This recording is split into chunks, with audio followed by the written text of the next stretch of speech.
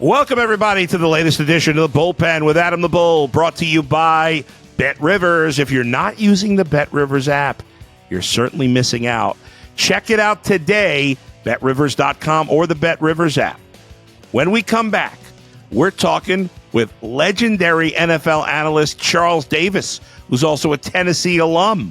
We'll talk Browns. We'll talk Buckeyes. It's all coming up on today's edition of the Bullpen with Adam the Bull. You're watching Adam the Bull on the Bet Rivers Network. Welcome back. It's the Bullpen with Adam the Bull, brought to you by Bet Rivers, and we're now joined, thankfully, by one of the best in the business, the great analyst, not play-by-play man. Have you done play-by-play ever, Charles? I have, and did it so poorly that I was told never do that again. It's hard, man. It's hard. It's hard. I have such respect for play-by-play people that it is just off the charts because, Adam, I don't know if you've done any of it along the way, but I have that you have.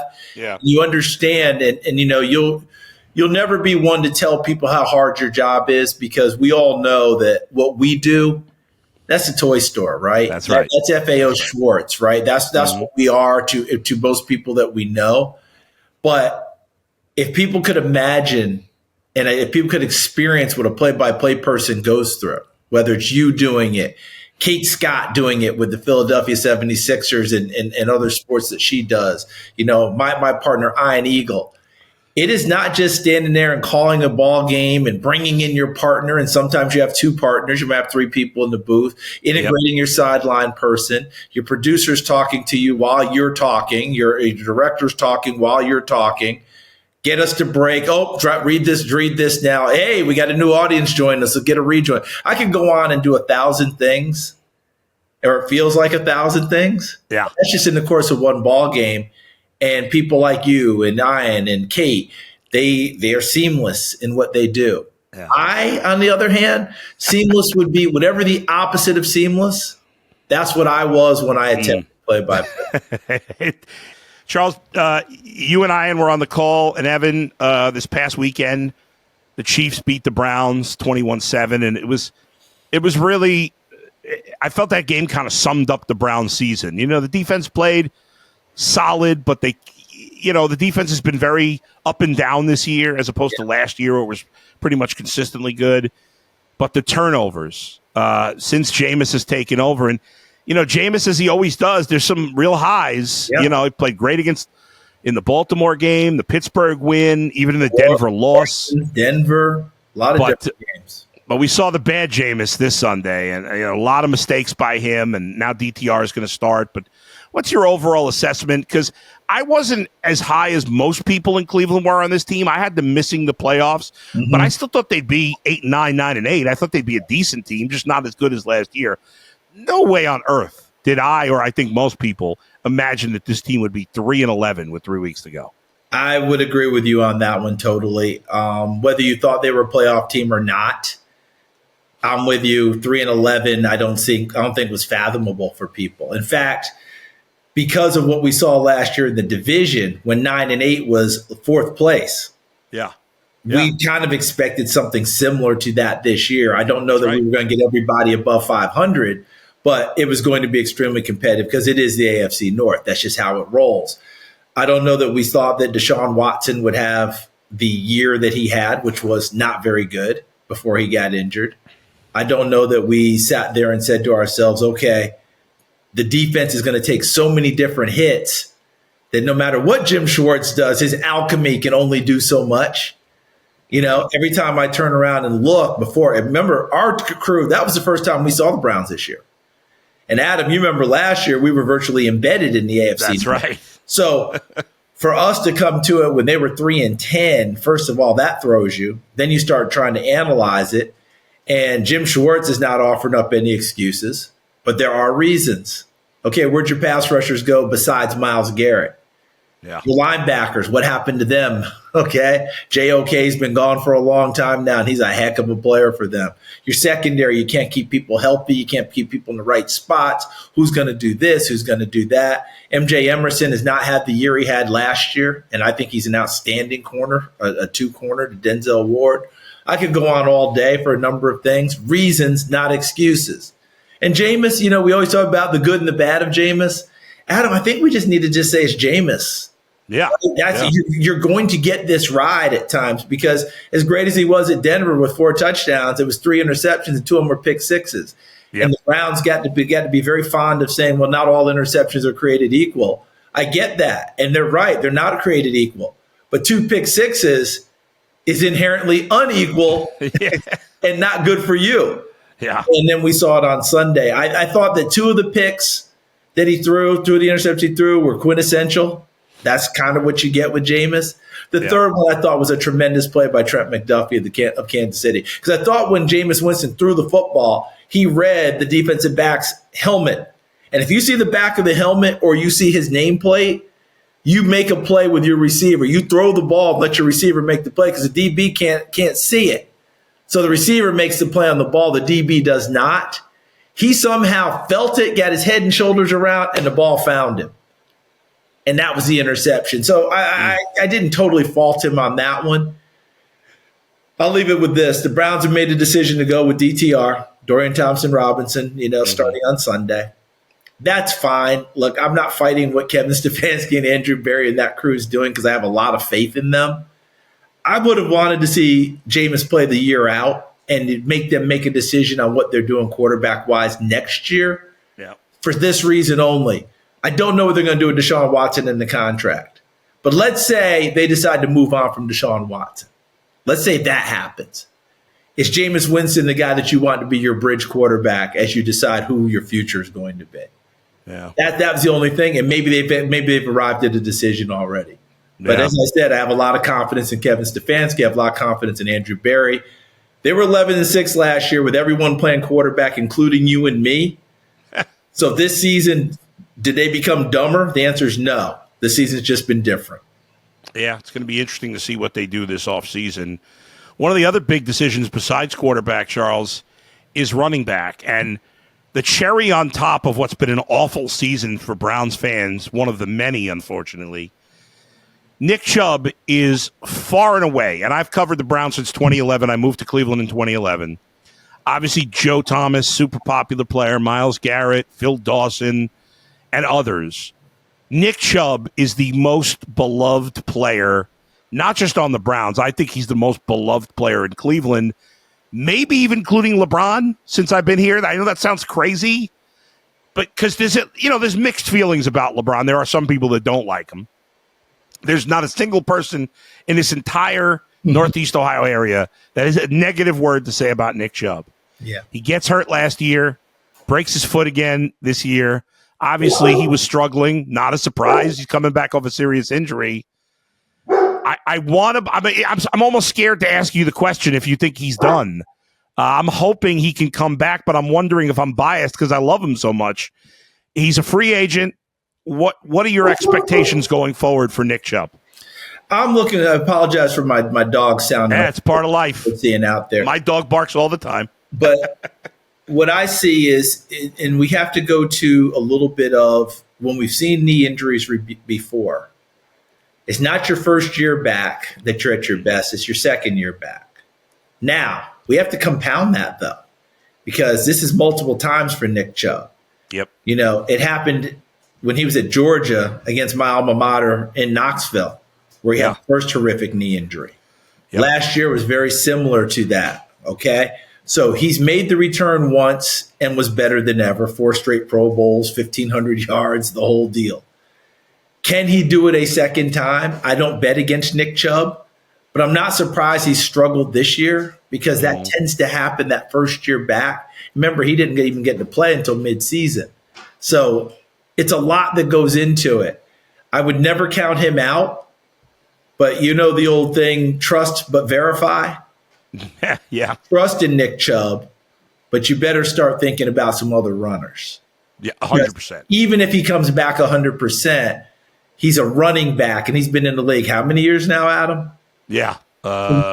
Was 9, I think? Yeah. 8. So 8, 9 years. Yeah. So once you get to that, you got to start thinking about when it's all going to just kind of topple and go. And for running backs, and I'm not going to say it's going to happen to Nick Chubb, But how many times have you seen a running back have 1,000-yard year the year before, although 1,000 isn't what it used to be, but let's just use it as the benchmark. Yeah. 1,000-yard season the year before, and the next year, barely a blip. All of a sudden, they can't run. All of a sudden, they can't move. Why? Yeah. The accumulation of hits over the years. Earl Campbell, I thought, was the most indestructible force I'd ever seen play the game of football. And when it went over the cliff, oh my goodness. Just like, bam, that was it. We're done. It's like, sorry, Charles, you're so right. It's not like any other position.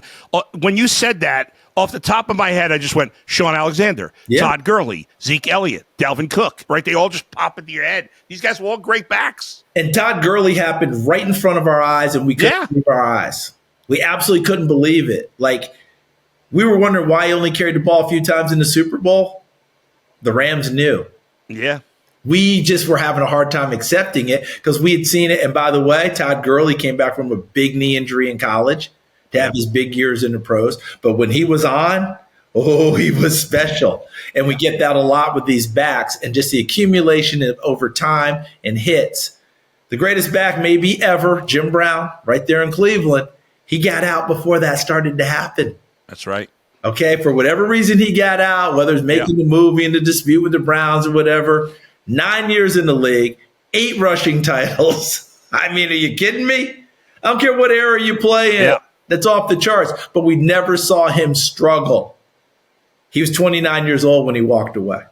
Yeah, same thing for the best back I've ever seen in my life, Barry Sanders, right? You know, walked away before we saw the struggle.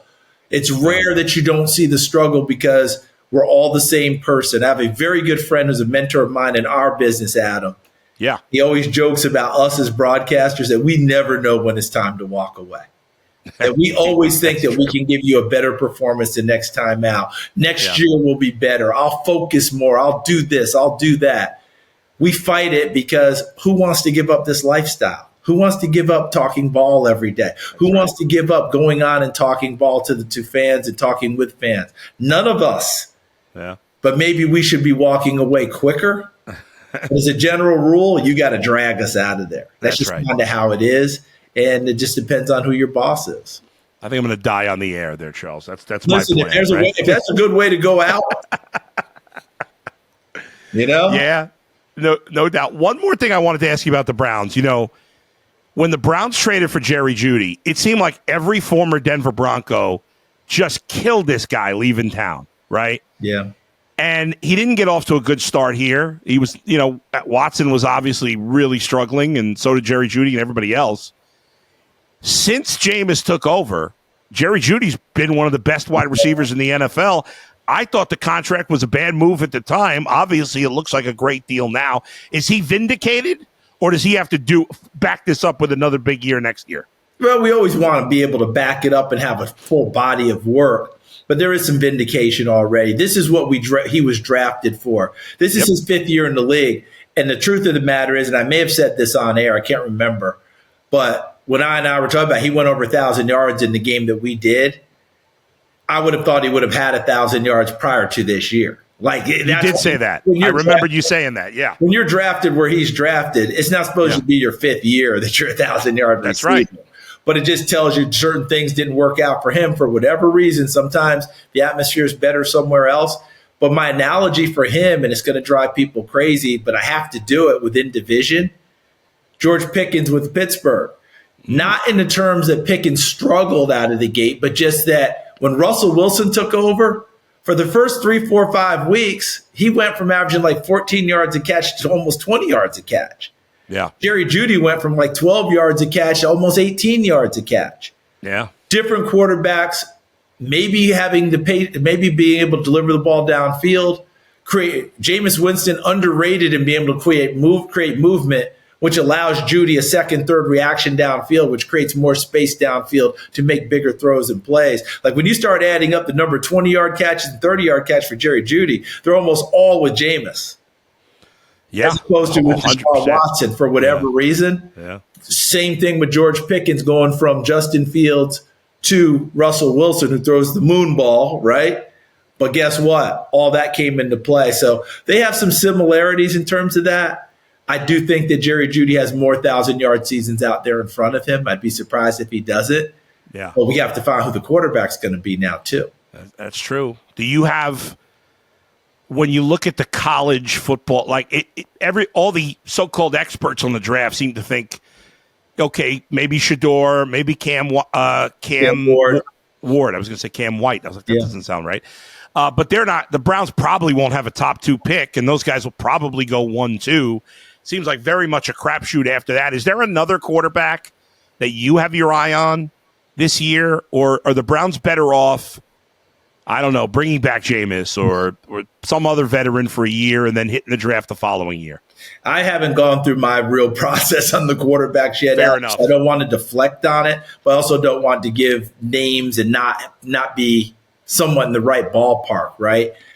But I would, if I'm Andrew Berry, and he's way ahead of me, trust me on this, he's thinking young veteran quarterbacks, can we bring somebody in who might be our bridge guy while analyzing the draft? Because I will say this, when it's all said and done, we're not getting 6 quarterbacks in the first round this year. I can say that now. Okay? That's not happening. And after 6 quarterbacks went in the first round this year, they played a lot better than what 6 quarterbacks are supposed to be in the first round. Yeah. Oh, Nick's played better. You got Drake Mays playing better in New England. Obviously, Jaden Daniels. For all the struggles Caleb Williams has gone through, there have been flashes of, that's why he went number 1. J.J. McCarthy just didn't get to play. He got hurt, and now Penix is finally going to get his opportunity. You're not supposed to have that kind of a number, Adam. When you draft 6 in the first round, at a minimum, 4 of them are supposed to have tough years, at a minimum. Yep. Yeah. And we're getting 4 having good years. So that is very unusual in what we're getting. I don't think we're getting that this year. This feels much more like early on, are we going to overdraft guys and then look back and go, we pushed them up so high, were they ready for that? We will see. Get back to me when we get closer in the spring. All right. And I will have done my homework, and I can give you a much better evaluation. I like it. Speaking of college football, you mentioned before your alma mater. Yes, we're coming. The Volunteers are heading to up north, not far from where I am in Cleveland. Yes. To play against the Buckeyes, of course. Yes. We're hearing rumors that there's Buckeye fans are not happy right now. They're angry with the team, as I'm sure you know. And there is a lot of rumors that there could be, for the first time ever, an opposing team taking over the stadium, that there's going to be zillions of Tennessee fans coming to Columbus. What are you expecting? I know the front 7 on your squad is really good. What are you expecting in this game? Well, I don't know about us taking over. It is Ohio State. They have a ton of pride there. Our people will be on site, and if you want to give up tickets, we will gladly take them. But I just don't see the Ohio State people doing that. We'll represent as best we can. We have a good enough football team to come in and win the game, Adam. We absolutely do. Does that mean we will? I don't know that part. But we're good enough to do it, and we're led by our defense first. As you mentioned, the front 7's very good. The back 4 are not bad either. We have a coordinator, Tim Banks, who's got to be getting some head coaching looks. He's done a phenomenal job all season long. Our offense has to get off to a good start in this one. All right, our young quarterback, Nico Imaleva, I probably butchered the heck out of it. But he is a good player, but he's still a youngster. We need a good start out of it. Can we get going early? Because if we can and turn the tide of people against Ohio State a little bit, that will help us. We're good enough to win it. Can't say that I'm not going to sit here and tell you that we're absolutely going to, but we will definitely give a good acquitting of ourselves. We're not afraid to come to Columbus and play this game. This should be a really, really good one. I apologize because I have to actually go because I was just going to wrap up with you. Sorry for keeping you so long. Charles will be on the call along with Evan and Ian. Pats at Buffalo on CBS. Thank you, Charles, so much for joining me. Sorry it took so much of your time. Not a problem. I appreciate you taking it, Adam. We'll talk soon. I hate to run, but got to go. Talk to you later. Thanks, Charles. Thanks. Great chatting with Charles Davis, folks. Players can place same-game parlays, all of you, on college football and NFL games to earn squares. Our exclusive squares game at BetRivers offers additional chances at profit boosts, bonus bets, and many $10,000 jackpots. For more info, check out BetRivers.com or the BetRivers app. Thanks to Max and Z for producing. Thanks to Charles Davis for joining me, and thanks to all of you for watching and listening. I'll talk to you next time, which is Thursday at 2 p.m., Another Bull and Fox edition of the Bullpen live again, 2 p.m. Eastern. We'll see you then. Where else but right here in the Bullpen with Adam the Bull, brought to you by Bet Rivers. See you, everybody.